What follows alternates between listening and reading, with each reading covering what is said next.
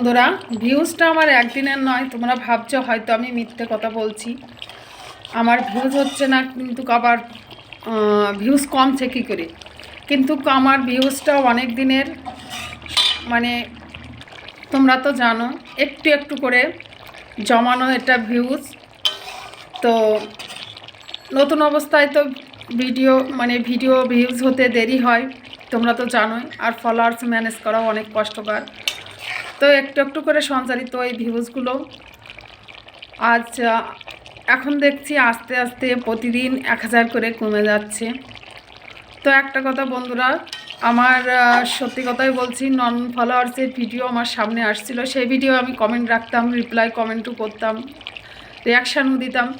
তো তাতে দেখতাম আমার ভিউজ যেখানে 30, 50, 60 হতো, সেখানে 200, 300 এরকমও হয়েছে। এটা আমি প্রমাণ পেয়েছি। কিন্তু এখন আমার ভিউজ একদম ডাউন, মানে 30, 40, এরম 50 এরম হচ্ছে, তারপরেও ভিউজ কমে যাচ্ছে। প্রতিদিন 1000 করে কমে যাচ্ছে। এটা কোনো মিথ্যে কথা নয়, আমি মিথ্যে কথা বলছি না। তো যেটা সত্যি সেটাই তোমাদের সঙ্গে শেয়ার করলাম।